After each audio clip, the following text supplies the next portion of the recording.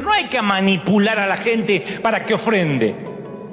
Me enferma aquel que dice, y todos los días tengo que predicar 1 hora para que la gente ofrende. ¿De verdad?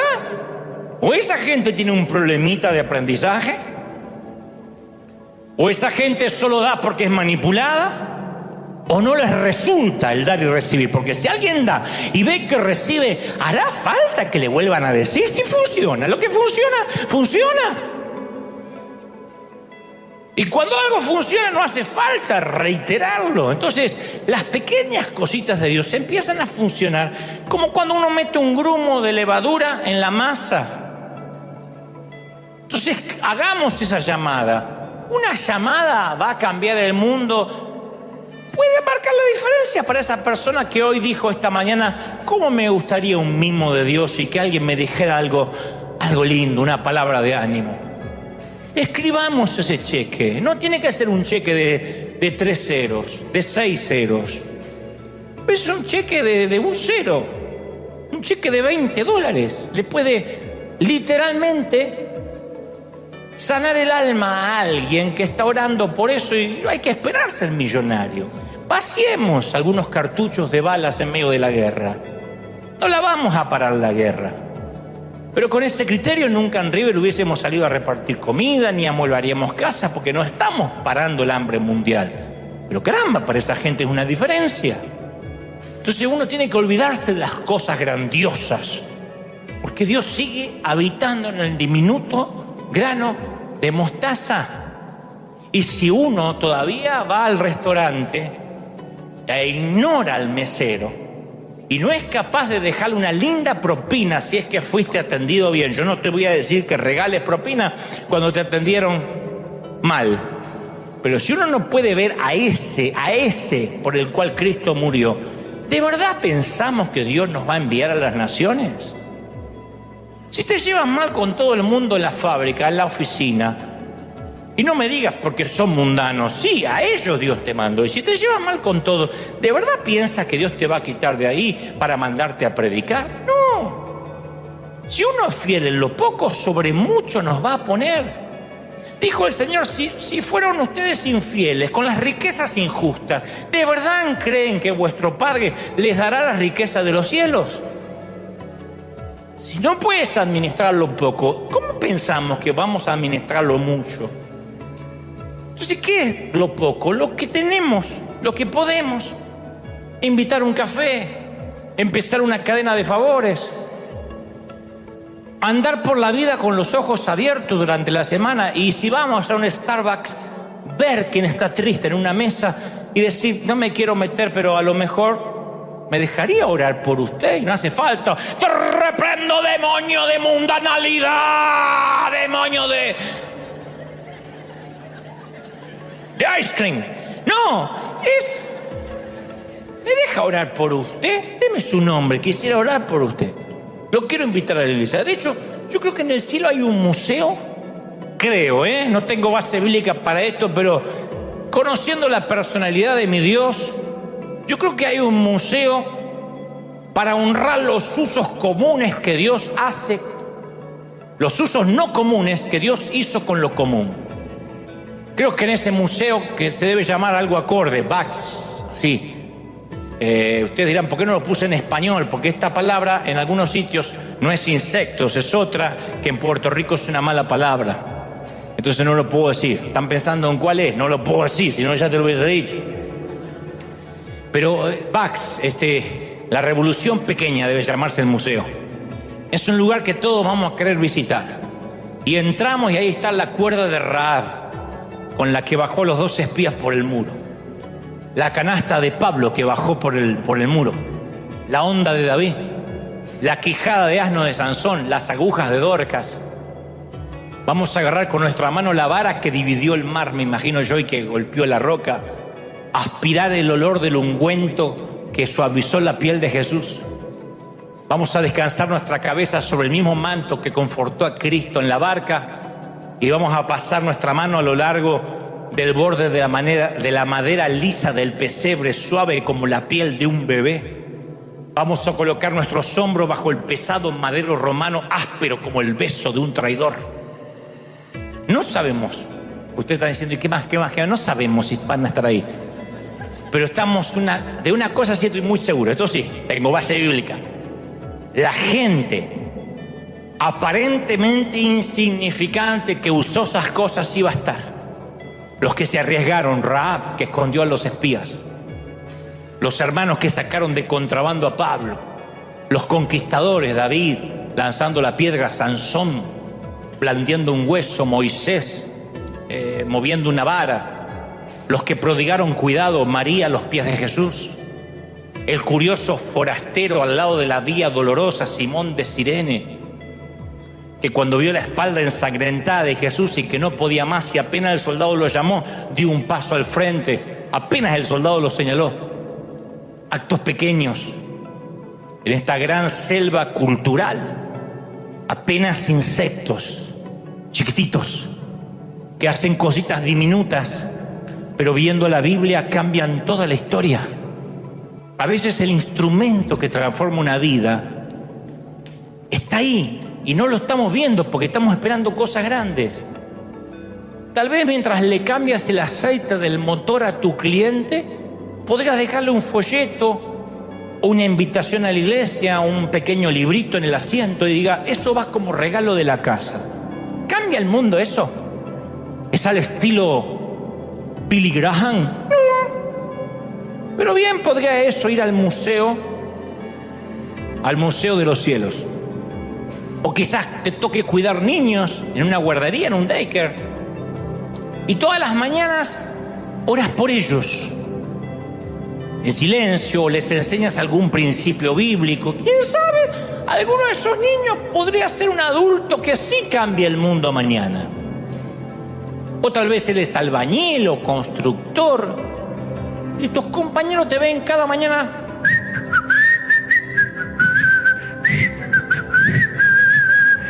Y un día te pregunta qué estás silbando. Y tú le hablas de la alabanza nueva que aprendiste en tu iglesia, que son maravillosas, y los invitas a que vengan a escuchar esas canciones. No son formas grandiosas de predicar, como nos gusta a los predicadores poner en las redes que conquistamos las naciones. Nosotros siempre queremos 5 estrellas, titulares, títulos. Pero algo me dice que por cada héroe visible existen docenas que están en las sombras.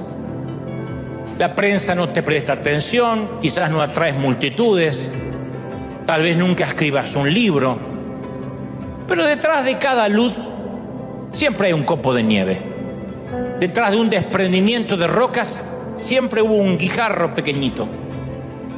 Y una explosión atómica empieza con un átomo. Y un avivamiento puede empezar con un sermón hasta mal predicado. La historia lo demuestra, te cuento, ya para irnos.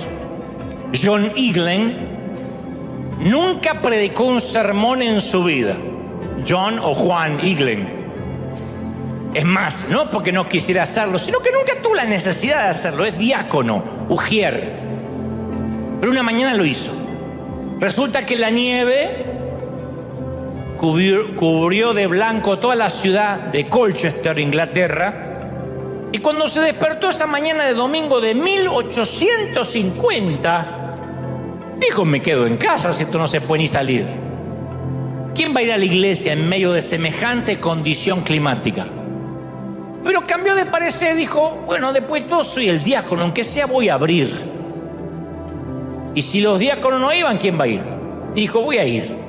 De modo que se calzó las botas, se puso el sombrero, una chaqueta abrigada y caminó las 6 millas hasta la iglesia metodista. No fue el único miembro que consideró la posibilidad de ir. Fueron poquitos. Él fue como encargado. 12 miembros fueron. 12 personas y un visitante, 13. El pastor no vino porque estaba atrapado en la nieve. Y alguien sugirió, ¿por qué no nos volvemos a casa? Y Eaglen dijo, no, llegamos hasta acá, va a haber un servicio, aunque sea cortito. Habían llegado hasta ahí, tengamos una reunión, nada más, aparte había una visita. Un nene de 13 años, esa era la visita. ¿Y qué iba a predicar? Y Eaglen era el único diácono, así que le tocó a él. Fue el peor sermón de la vida, 10 minutos duró. Daba vuelta, divagaba, no destacó ningún punto, no tenía nada en especial. Hizo un desastre, una ensalada. Y al final miró al niño visitante y le dijo: ¿quieres aceptar a Cristo, niño? Y este muchachito de 13 años, cuando adulto, contaría su experiencia de primera mano.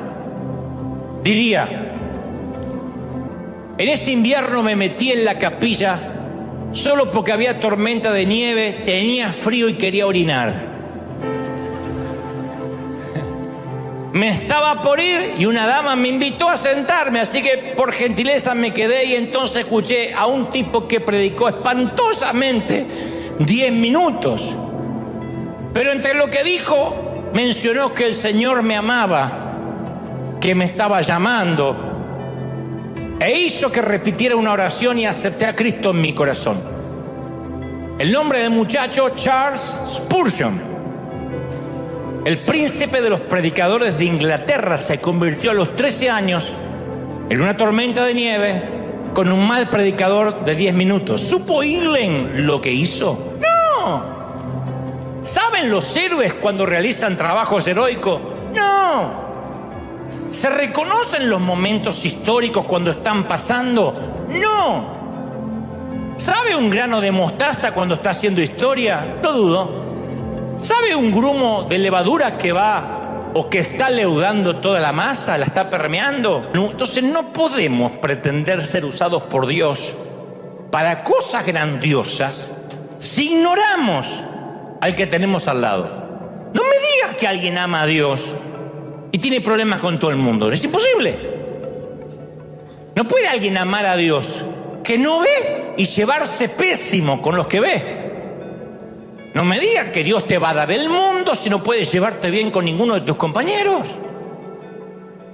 Si te peleas con todos, tú puedes tener problemas con uno, con dos, con tres, ya con 5, 6, 7 es un patrón. No es el mundo contra ti. A mí me ha tocado sentarme, no soy Henry Ford, pero me ha tocado sentarme en un restaurante con gente que se dice ser empresaria, o lo que es aún, líderes, hombres, mujeres de Dios, que maltratan o ningunean al mesero o a quien le sirve. Y creen que ninguneando o maltratando al mesero me están a mí subyugando. Que yo voy a decir: wow, qué autoridad divina que tiene. Uy, mandó a cambiar el vino. Dijo: esta no es una copa para un ciervo, cámbiela. Y yo voy a decir: wow, qué autoridad. No, es un petulante, un canalla, un imbécil, que está maltratando a alguien que lo está sirviendo. Y Jesús dijo: yo no vine para ser servido, yo vine para servir. O sea, está maltratando al Señor. ¿Cómo va a decir que tiene un llamado a las naciones si maltrata al que lo está ayudando? Y Jesús tuvo un especial cuidado por la gente insignificante. De hecho, utilizó metáforas insólitas para referirse al reino de Dios. Usó la levadura, por ejemplo, que los judíos no eran muy fanáticos de la levadura, porque era la misma metáfora que Jesús, recuerden, usó para describir la arrogancia fariseica infecciosa. Él dijo: cuidaos de la levadura de los fariseos. Así que para quienes no les gustaba la imagen de la levadura, Jesús expresa: está bien, les voy a dar otro ejemplo. El reino de Dios es como la semilla de mostaza. ¿Se acuerdan? Dijo Jesús: el reino de los cielos es como la semilla semejante a la semilla de mostaza que un hombre tomó y sembró en el campo, la cual a la verdad es la más pequeña de todas las semillas, pero cuando crece es la mayor de las hortalizas. De tal manera que vienen las aves del cielo y hacen nidos en sus ramas. Esa es la metáfora que Jesús usó. Y Jesús usó también este ejemplo. Dijo: el reino de los cielos es semejante a la levadura que tomó una mujer y escondió en 3 medidas de harina hasta que todo fue leudado. Esta historia está en Mateo 13:31. Y los tipos estaban sorprendidos por las metáforas. Los primeros lectores del Evangelio captaban estas imágenes de la parábola porque conocían los grumos de levadura. Ambos son pequeños. El primero, la semilla de mostaza, es del tamaño de una peca. Y se necesitan 750 de esos para tener 1 gramo. Y los grumos de levadura no son mayores que la yema del dedo pulgar. O sea, sin embargo, un diminuto grano de mostaza, dijo Jesús, puede germinar y echar frondosas ramas para dar refugio a una bandada de pájaros. Y una pizca de masa fermentada puede proporcionar 3 comidas diferentes diarias para 40 personas durante varios días. El Señor dijo, así funciona el reino. Lo que empieza como una menudencia chiquitita, acaba con grandes proporciones. Y yo pienso que la iglesia primitiva necesitaba recordar esto. Y de manera estratégica, Mateo ubica la parábola del grano de mostaza en medio de una historia acerca de la agricultura, en la cual Jesús ordena que nunca arranquen la mala hierba del campo, sino que la dejen crecer junto al trigo. Yo en una ocasión escuché a un agricultor contar que la mostaza es como la maleza que crece en las casas abandonadas y que se abre paso, la mostaza se abre paso rompiendo el concreto. ¿Vieron esa planta que rompe la vereda, las aceras? El árbol de mostaza es uno de los árboles de más rápido crecimiento en el mundo. Ningún árbol crece más rápido que el árbol de mostaza. Los que se frustran porque no les crece nada, planten mostaza. Y los judíos, que valoraban el orden, tenían reglas muy estrictas acerca de cómo mantener un huerto limpio. Uno de los secretos es no darle cabida a la mostaza, jamás. Porque la mostaza era conocida por invadir los vegetales y ahogarlos. Entonces la ley judía, de hecho, prohibía plantar mostaza en el huerto. Por eso digo que cuando los campesinos del primer siglo escucharon la metáfora de Jesús, se rieron. Jesús estaba utilizando una planta infame, si se quiere, para describir cómo el reino de Dios toma el control de una manera ingeniosa. Claro, a los judíos les gustaba más la metáfora de los cedros del Líbano. Aleluya. Somos los cedros del Líbano. Yo tenía un pastor alemán que cantaba eso siempre. Somos el cedro del Líbano, decía el alemán. Todos decíamos Heil Hitler. Amén.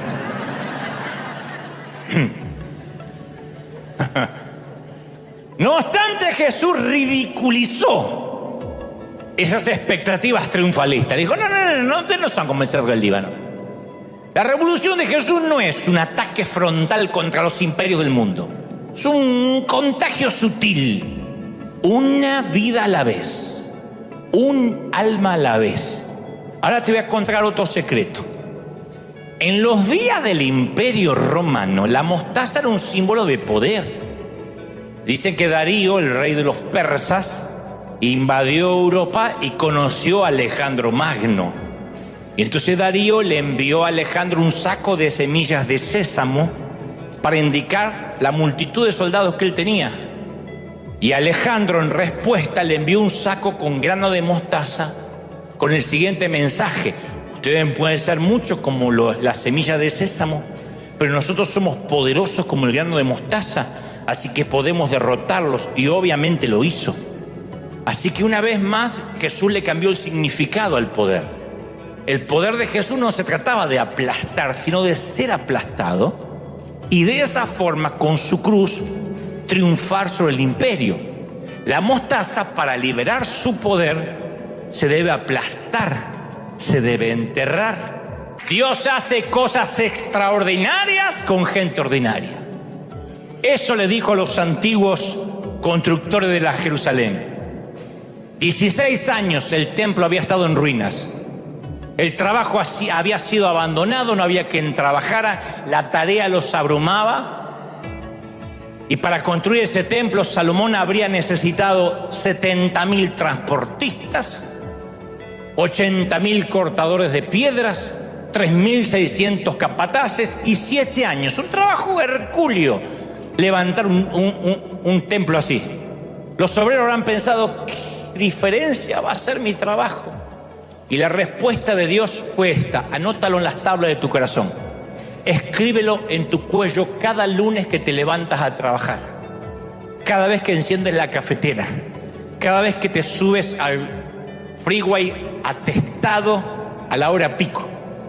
No menosprecies el pequeño comienzo, porque el Señor se alegra en ver que comienzas la obra, en ver que todos los días te levantas y trabajas, todos los días haces el esfuerzo. No menosprecies, alguien tiene que creerlo. ¿Lo crees de verdad? No menosprecies. Mami, yo sé lo difícil, mamá, que es todos los días ser mamá, porque los papás podemos olvidarnos de ser papá. De tanto en tanto miramos al hijo y decimos, ¡qué barbaridad! ¿Cuándo fue que creció? Condenado desde que nació que está creciendo. Pero la mamá, todos los días, y está con ese bebé cuando tiene cólicos, cuando tiene gasecitos atravesados, cuando tiene vómito, cuando no puede respirar. Y todos los días iba al baño a orinar con la puerta abierta porque no puede darse ni el lujo de tener intimidad, a ver si el nene hace algo, tira la olla hirviendo o mata al hermano o hace cualquier cosa. Entonces, y el padre no, pero la madre todo el tiempo. Y no hay reconocimientos. Y nadie te va a dar un diploma. Y es muy raro que te digan, pero qué lindo que lo haces todos los días, ¿eh? ¿Y qué haces, mamá, cuando tú también te enfermas? Y enferma y todo, tengo que atender al niño. Porque mi esposo trabaja o porque estoy sola.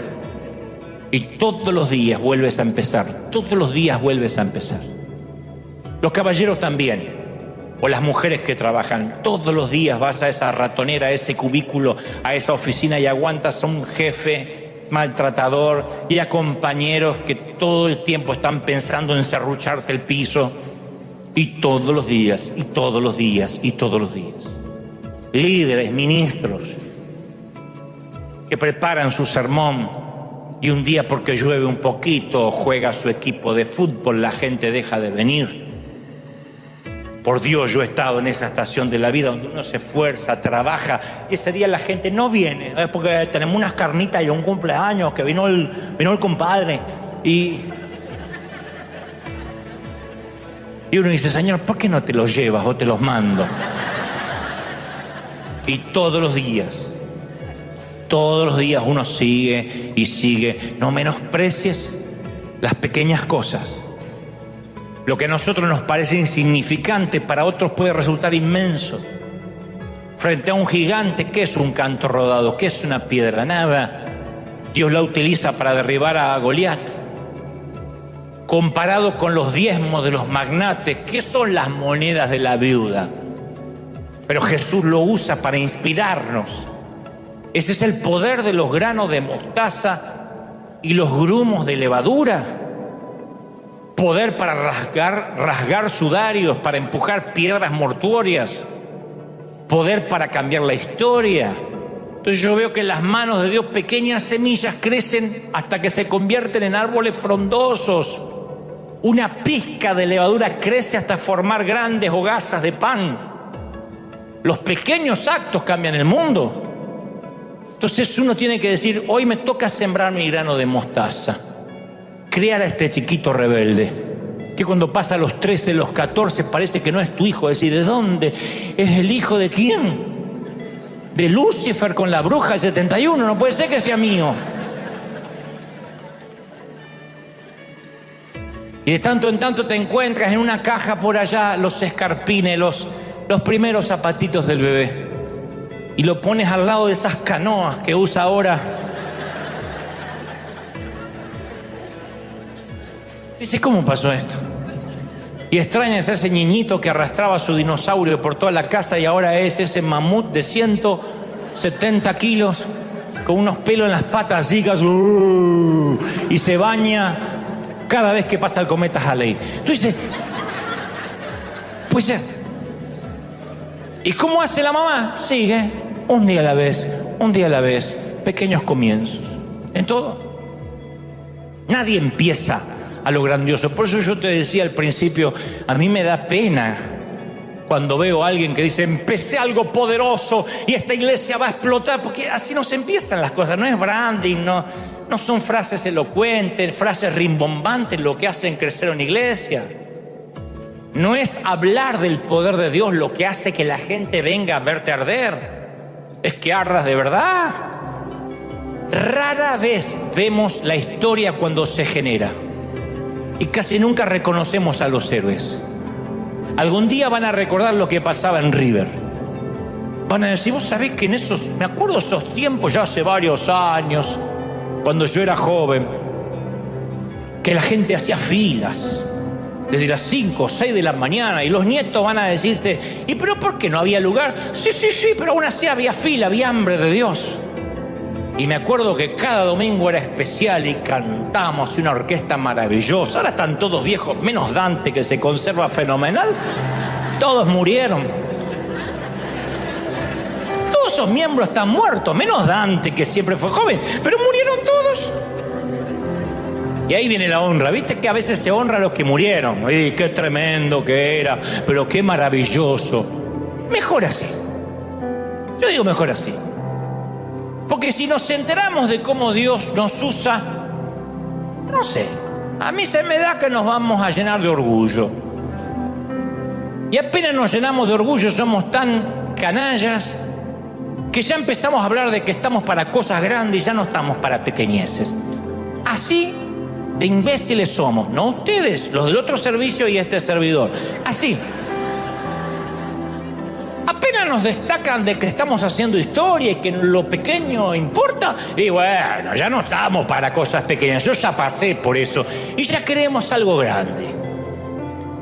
Y nos olvidamos que las pequeñas elecciones, los pequeños actos de obediencia a Dios, chiquititos, a veces no parecen mucho, pero cada pequeña contribución que hacemos para su reino es tomada en cuenta, recordada en los cielos. Cada pequeña consejería, cada vez que oras por alguien, cada vez que das una sonrisa, un abrazo sincero.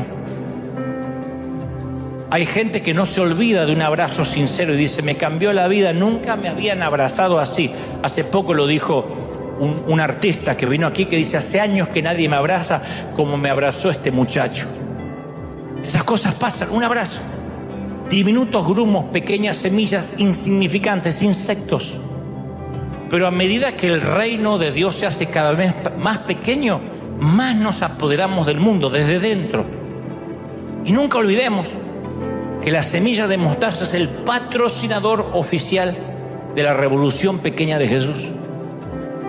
Esos somos, pequeños gigantes haciendo cosas donde no nos ven. Ese es el mayor anhelo que tenemos como líderes, como pastores. Yo leía un famoso autor que contaba que conoció en Hawái a una diminuta dama oriental, hombros encorvados por los años vividos, medios modestos, trabaja como camarera en uno de los muchos hoteles que se levantan en la playa. Y cuando supo que unos misioneros, entre los que estaba este autor, estaban visitando Hawái, insistió en que entraran a su casa y les dijo, quiero que vean que yo también predico. Y cuando entraron a la casa, la dama, esta oriental, tenía una mesa enorme, llena de pintura, de pegamento, de marcos de madera. Pero la mayor parte del espacio estaba ocupado por piezas de madera talladas, como si fueran la apariencia de un libro abierto. Así, como si fuera piedra que simulan un libro. La mujer les dijo que ella no sabía leer. Y también dijo que ella no podía dar dinero, ni era buena para hablar, pero que había aprendido artesanía y la usaba para predicar. Y su plan era simple. Tallaba un libro en la madera, de un lado ponía la foto de un amigo que la sacaba en una Polaroid, ¿se acuerdan las Polaroid? Y del otro lado le pedía a un amigo que trabaja de camarero con ella que le escriba un versículo bíblico y se lo pegaba acá. Su razonamiento era que a la gente le encanta ver su foto. Y la mayoría de sus amigos son gente simple, que tenía pocos adornos en las paredes. Entonces esta era una manera en que le dijera, te regalo esta foto tuya con estas letras aquí. Era una manera de que tengan un versículo en sus paredes donde lo iban a ver diariamente. ¿Daría resultado esto? Uy, no, uno nunca sabe. Pero Dios usa pequeñas semillitas para recoger grandes cosechas. Él viajó en lomo de asno, ni en corcel, ni en carroza. Él viaja en simples burros. Sería lindo que le mires a alguien y le diga, él viaja en burros.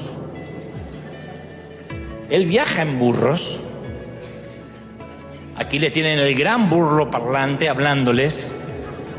Y esta dama oriental terminó diciéndole a los misioneros, si al menos uno de estos versículos al lado de la foto le cambian la vida a uno de mis amigos, yo me voy a sentir honrada toda mi vida que mis humildes regalos puedan ser usados por un rey. Entonces ningún sembrador sabe la magnitud de su cosecha. Pero nos vamos a sorprender si en el Museo del Cielo, junto a la onda de David, la vara de Moisés y la soga del burro, nos encontramos con un libro tallado de madera, con una foto y un versículo hecha por la mano de una chinita invisible de alguna pequeña isla de Hawái. Porque Dios usa esas pequeñas cosas, los pequeños detalles. A medida que la congregación crece, en términos de personal, de campus, de edificios, en propiedades, disminuye en forma dramática el dinero y la ayuda destinada a los pobres y a los necesitados. Más grande la iglesia, menos da. Yo acabo de leer un estudio reciente que muestra que las personas ricas son mucho menos generosas que las personas pobres. Como que el pobre o el que se siente pobre da porque dice, al cabo, no voy a ser más pobre por compartir un plato más. El rico lo piensa varias veces, porque se empieza a presupuestar. Más gana, más suben sus gastos. Y las grandes congregaciones dan proporcionalmente menos a los pobres que las congregaciones más pequeñas. Y esto se debe a que cuando uno crece mucho, también crecemos en homogeneidad. O sea, nos empieza a gustar el hecho de estar con personas que piensan como nosotros, que tengan el mismo nivel económico que el nuestro. Pasa con los barrios. Cuando un hispano gana un poco más de dinero, lo primero que quiere hacer es irse del barrio de los hispanos. ¿Por qué te vas a mudar acá? Porque estás lleno de hispanos. ¿Y vos qué sos, de Neptuno? ¿De dónde eso? No, me voy a un barrio donde sean todos gringos, en todo caso orientales. Como que queremos salir de eso que nos identifica. Pero eso somos. Y vamos a llevar la hispanidad a donde sea. Porque va con nosotros, porque eso viaja con nosotros. Eso no cambia, porque ahora nos reunimos con gente como uno. Gente que tiene el mismo nivel económico. No. A mí me ha tocado conocer enormes iglesias cuyo presupuesto está invertido en mantener un enorme elefante blanco que no saben cómo está ahí. Los profetas primitivos dirían que una iglesia que invierte millones de dólares en construir edificios mientras sus hijos están hambrientos son culpables de homicidio. Imagínate la escena de una familia biológica. Un padre construye una mansión y sus hijos están muriendo de hambre. No tienen ni para una pupusa. No te digo para un churrasco argentino, una pupusa. ¿A qué nivel de pobreza? Cuando vos prediques, poné el ejemplo que quieras, yo soy argentino. Imagínate un hombre que se pone a construir una mansión y los hijos famélicos. Lo internan al tipo en una institución por problemas mentales o es enviado a la cárcel en el peor de los casos. Entonces, una de las creencias subyacentes es que el dinero y las ofrendas y los diezmos le pertenecen a la iglesia, o sea, los que administran la iglesia. A veces se cree que los diezmos, las ofrendas son para mantener el estilo de vida del pastor. para mantener a sus hijos, a sus yernos, a sus nueras, a sus nietos, o sea, a la familia pastoral, y lo que sobra se invierte en agrandar el edificio. No obstante, las Escrituras enseñan que las ofrendas son el instrumento que Dios utiliza para la redistribución y que ésta le pertenecen a los pobres. Entonces, el ítem de dar a los pobres no debería entrar en el presupuesto de la iglesia. El ítem de dar a los pobres es el presupuesto. El dar es el presupuesto de River. Le guste a quien le guste, damos, porque ese es el presupuesto, ese es el lema de nuestra congregación. Ahora, ustedes dirán, ¿qué tiene que ver esto con la semilla de mostaza? Mucho que ver. Habrán escuchado por ahí que la Biblia dice en Levítico que el 10% era destinado a sostener a los levitas, a los sacerdotes. Se les daba el sacerdocio de los levitas. Pero no es casualidad que la primera estructura organizacional, yo solo me meto esas palabras difíciles, organizacional, de la iglesia primitiva, fue creada para asegurar la redistribución para las viudas, para los huérfanos, como relata el libro de los Hechos. De manera que en la historia más del 90% de las ofrendas tenía que ser dada a los pobres. Eso hacían los discípulos. Pero vivimos en una época en que nos hemos encargado de revocar eso, de cambiar eso.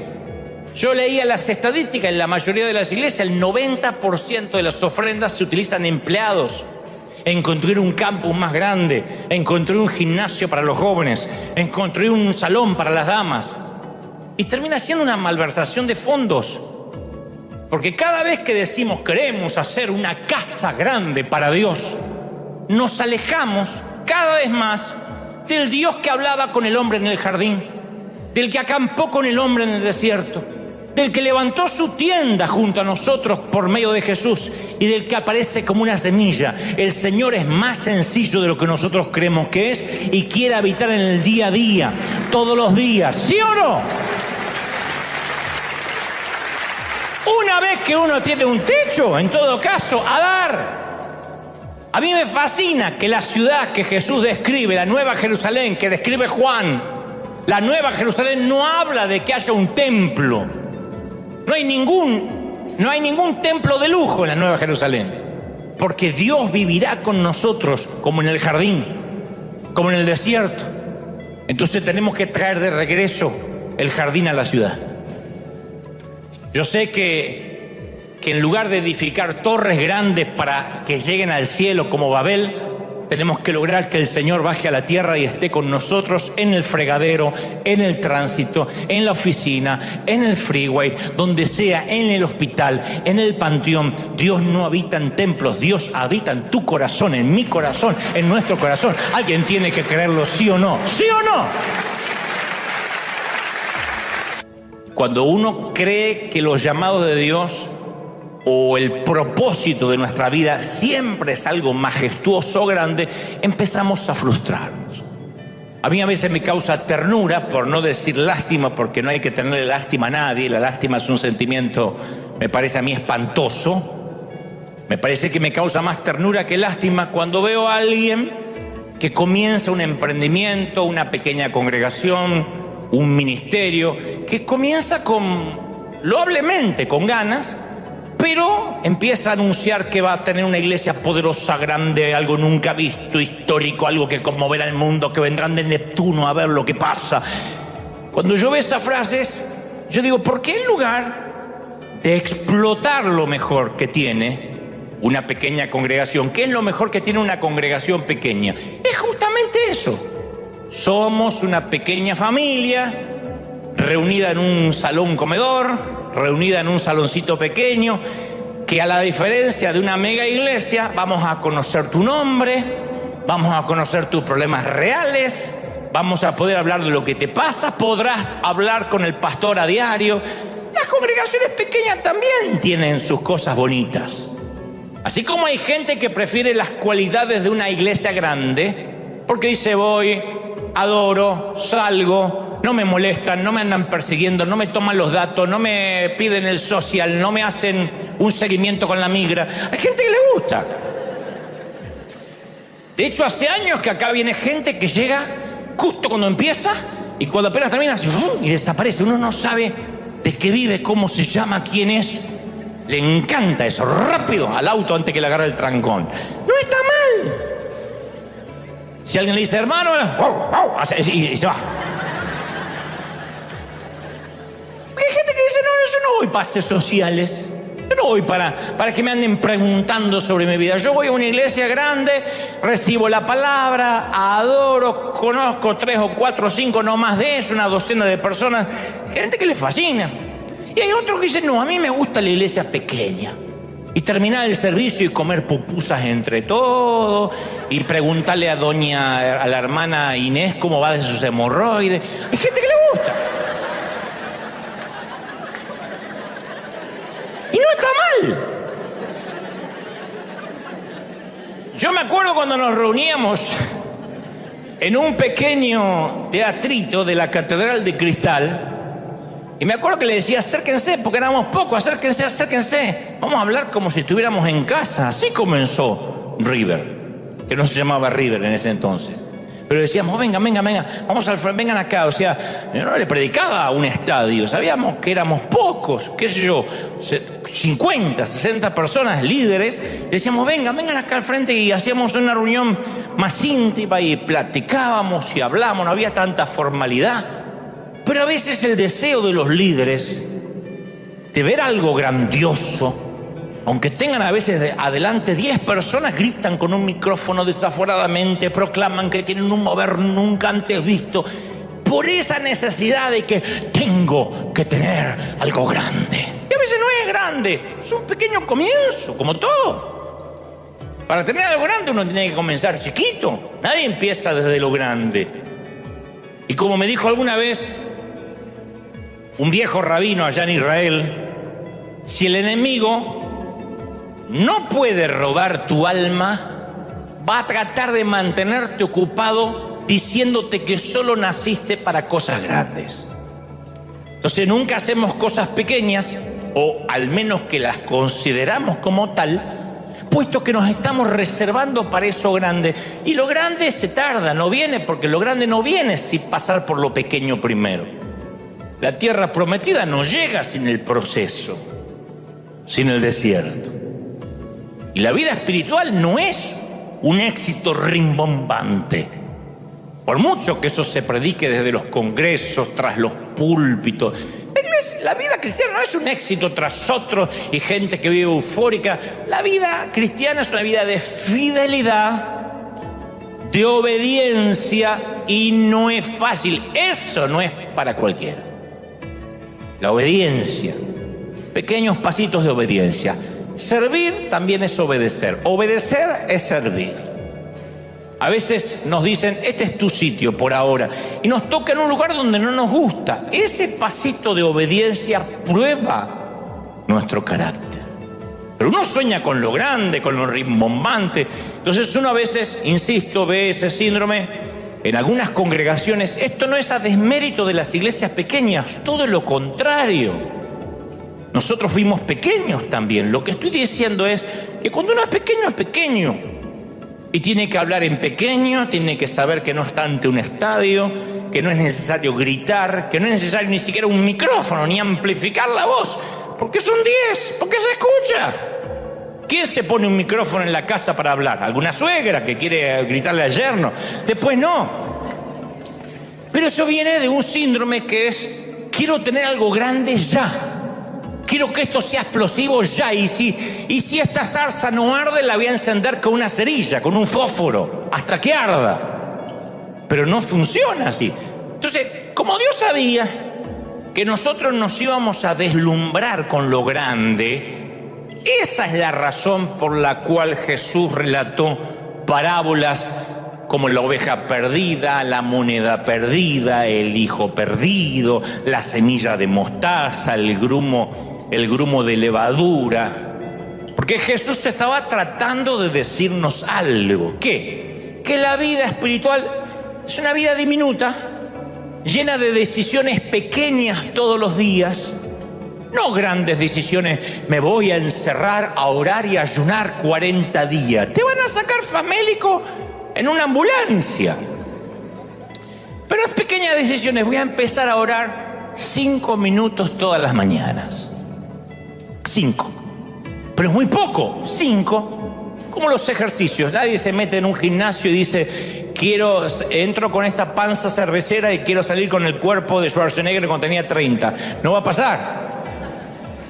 Uno dice, bueno, empiece con pequeñas rutinas, te va a decir el personal trainer, hasta que se vayan desatrofiando los músculos y empieza a desarrollar una caja torácica, etc. Bueno, esto pasa lo mismo con la vida espiritual. Son pequeños pasitos de obediencia, chiquita.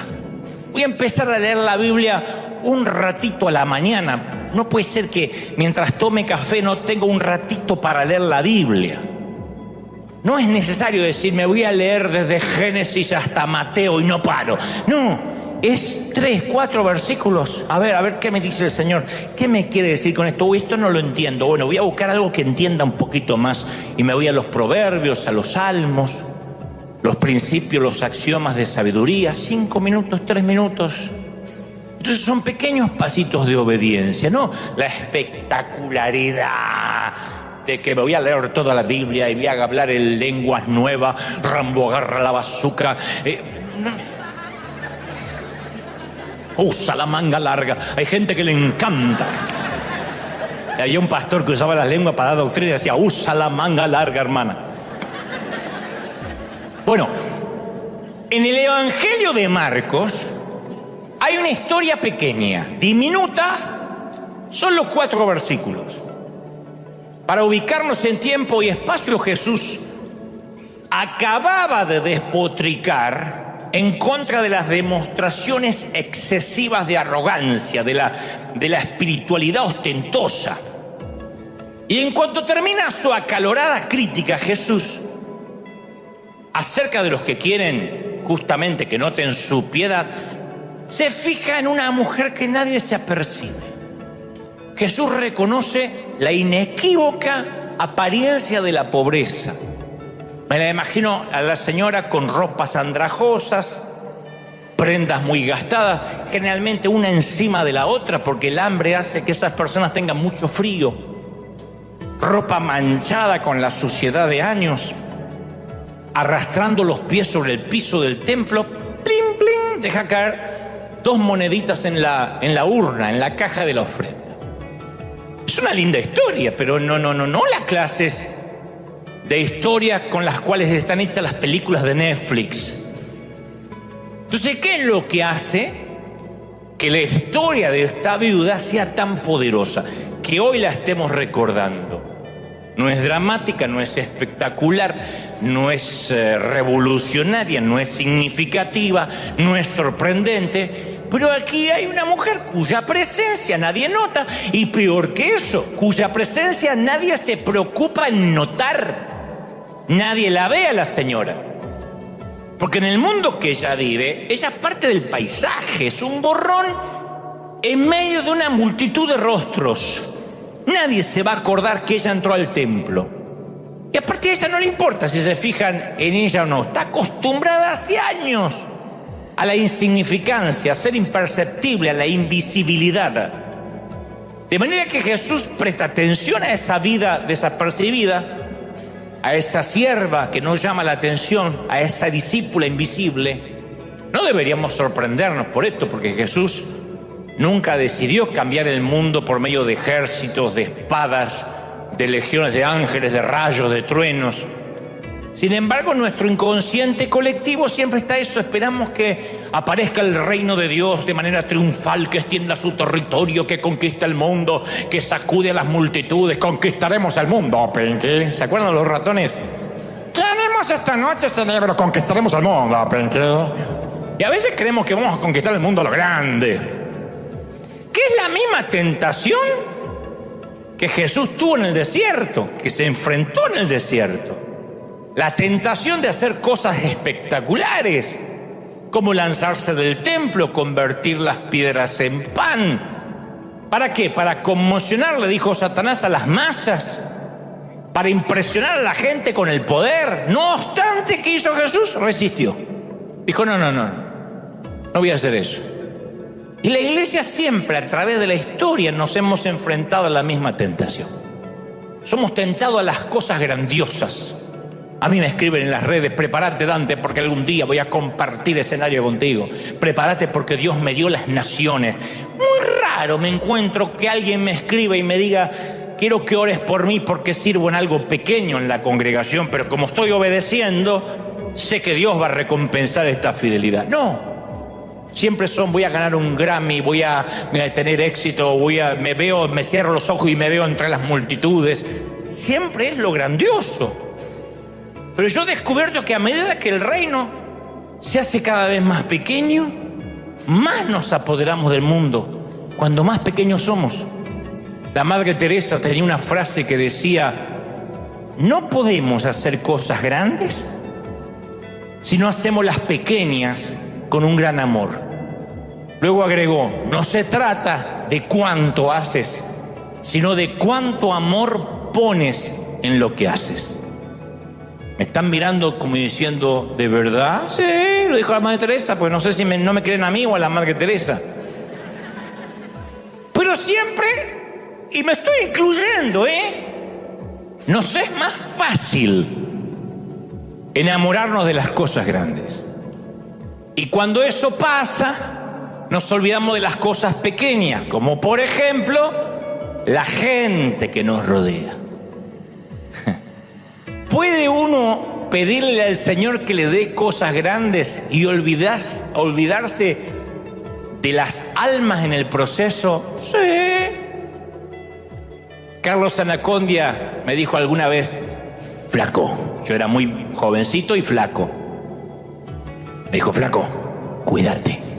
Hay gente más enamorada del éxito que de las almas. Así habla Carlos. Y si lo digo sin su modo de decir, no suena una frase de Carlos. Él me dijo: cuídate porque hay gente más enamorada del éxito que de las almas. Tú. Así que repite conmigo esta oración. Di: Señor Jesús, entra en mi corazón, perdona mis pecados. Gracias por la cruz, por resucitar, por darme vida eterna. Gracias, Señor. Te recibo como mi Salvador.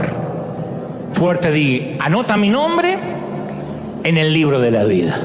Y ahora sí, levanta las manos y vamos a orar todos juntos. Vamos a clamar para aquellos, como dije el domingo pasado, que están frustrados porque eso grande, esa profecía que te dieron no se cumple. El Señor me dice que te recuerde: yo me regocijo en los inicios pequeños. Comienza, da un primer paso de fe, escribe unas líneas, redacta un blog, llama por teléfono, escribe un cheque. Todos los días puedes hacer la promesa a Dios que no te irás a la cama sin haberte asegurado que trataste de cambiarle la vida a una persona. ¿Me oíste? No una multitud. Ya no pidas estadios. Dile: Señor, dame una persona al día. Una. En el café por la mañana, en la tienda, en el mercado, en el colegio, donde vaya, en el club, donde vaya, yo quiero cambiarle la vida a una persona. Y al final del año le habrás cambiado la vida a 365 gentes. Eso es una gran congregación. Y en 10 años habrás alcanzado casi a 4.500 gentes. Eso es una multitud. Y algún día esos tótems estarán allí en el Museo de los Cielos, del día que escribiste un cheque, que hiciste una llamada, que diste un abrazo, que diste una palabra de aliento, que enviaste un versículo. Vamos, levanta las manos y comienza a clamar conmigo. Yo siento que algo nuevo empieza a liberarse aquí, en el resto del mundo. Vamos a iniciar una cadena de favores. Hay de los que van a decirte: eso no cambia vidas, pero el Señor me dice: estuve hambriento, estuve en la cárcel, estuve en el hospital, me diste de comer, me visitaste, estuviste conmigo, estuviste allí. Por cuanto lo hiciste por mis pequeñitos, lo hiciste por mí. No te olvides de eso. Levanta, Señor, una generación que llegue hasta los confines de la tierra. Una generación de gente solidaria, dadivosa. Gente que aprenda a dejar su lugar en la fila. Gente que no esté apurada si se trata de cambiar una vida. Dios me dice que eso viene, que eso comienza. He aquí, yo te he llamado con propósito. ¿Saben por qué voy a orar ahora? Por las mamás. Lo he sentido muy fuerte, por las mamás que hacen ese enorme trabajo casi anónimo de crear, de fregar, de lavar, de planchar, y muy pocas veces. Yo sé que hay papás que también crían solos a los hijos, pero especialmente a las mamis. Yo quiero orar por ellas, las mamis, las abuelas, las que crían hijos, para que el Señor sepa de parte de Dios que Él conoce tu esfuerzo, tu trabajo, que Él te ve, que Él te sostiene. Hija, que yo estoy ahí, dice el Señor. Tú estás poniendo hombres y mujeres de bien en la cultura. Tú estás poniendo adultos en el futuro, y los estás criando con principios. Y has renunciado muchas veces a viajes, has renunciado a tantas cosas por ellos. Estoy orando ahora, estoy clamando ahora por los que tienen trabajos aparentemente comunes. Estoy orando por aquellos que trabajan de carpinteros, como mi papá, de plomeros, de handyman, de jardineros, y dicen: no hay nada espectacular en lo que hago. Dios me dice: yo te envié a esa casa, yo te envié a ese hogar, y en breve voy a abrir caminos para que hables. Y recuerda, no condenes, recuerda, no amenaces, solo da amor. Ama, y la gente vendrá a los pies de Cristo y querrá tener eso que tienes. Otros van a tener que simplemente silbar cuando trabajan y demostrar un gozo por hacer un trabajo que es bastante sucio. Demostrar una alegría por un trabajo que ensucia las manos, encorva la espalda y te hace sudar. Pero eso estará marcando un testimonio para alguien. Hay gozo, hay felicidad en los pequeños comienzos. Hay gozo en los pequeños comienzos, dice el Señor. No menosprecies los inicios. Que cada uno de nosotros dé lo mejor de sí donde Dios te haya puesto, en el lugar que te haya plantado. Si viene lo grande, bienvenido. Si no viene lo grande, el camarero es una buena opción para comenzar. El que está en el café en la mesa de al lado, el que vemos que no puede, no le alcanza para comprar una Biblia. Aquel que en el mercado vemos que está meta a buscar precios y tiene 3 chiquitos, 4 chiquitos alrededor, y la mamá busca precios y saca y pone dentro del carrito, porque nos damos cuenta, si vamos con los ojos abiertos, que esa mujer está haciendo malabares para poner comida en la mesa. Entonces no hace falta amueblar casas, no hace falta tener presupuestos millonarios. No hace falta decir: bueno, es que nosotros no somos River, nosotros no vemos salir dólares de los grifos. Nosotros tampoco, Los que vivimos acá sabemos que los dólares no salen del baño. Hay que trabajar, y duro. Pero todos podemos hacer algo, todos podemos servir, todos podemos ser un agente de cambio. Y sé un grano de levadura, un grumo de levadura, un granito de mostaza. Y esto, para culminar, ahora sí, va a incomodar la teología de unos cuantos. A pesar de que yo estoy aquí cada fin de semana y hago giras, dando conferencias, me he dado cuenta en los últimos años qué fascinante cómo uno de lejos puede impactar, pero de cerca uno afecta. Y cuando me toca estar de cerca comiendo con alguien, con gente que no tiene a Dios aparentemente, tengo algunos pocos minutos no para predicarle, sino para demostrarle con mi vida de que alguien mora en mi interior, que este es el templo del Espíritu. Y no lo hago siendo espiritualoide. A veces hablamos de política, de cualquier cosa, de bueyes perdidos, de cualquier cosa. Pero de pronto yo veo cómo la persona empieza a cambiar, empieza a notar algo diferente. Dice: hay una energía especial, hay una atmósfera. Me encanta cuando ni siquiera tienen el léxico, no pueden ni articular lo que está pasando. Porque si me dicen aquí hay una unción especial es porque ya está viciado con el lenguaje evangélico. Pero cuando me dicen, no sé, acá hay una energía, hay un aura. Alguien me decía otra vez, tienes un aura especial. Digo, que diga lo que quiera. Va a tardar poquito en darse cuenta que el que habita en mí quiere habitar también en su corazón. Quiere habitar dentro de él. ¿No es maravilloso? Es maravilloso. Y es contagioso, ¿eh? Es viral. El Señor dijo, esto es un movimiento viral, subterráneo. Cree en mí. Pobres los seguidores de Nabucodonosor y los babilonios que pensaban que estaban tomando cautivo a algunos muchachos. Sadrach, Mesach, Abednego, Daniel o Belsasar. Pobres que pensaban que estaban tomando cautivos cuando lo que Dios estaba haciendo es meter 4 topos o unos cuantos topos dentro de Babilonia. Y desde dentro, así infiltrados, tomar cautivo toda Babilonia. Metió 4 muchachos que parecían que vestían igual que los de ahí, hablaban igual que los babilonios, pero al cabo de pocos meses el rey terminó diciendo, yo les digo a todo el mundo que no hay Dios como el Dios de Daniel, no hay Dios como su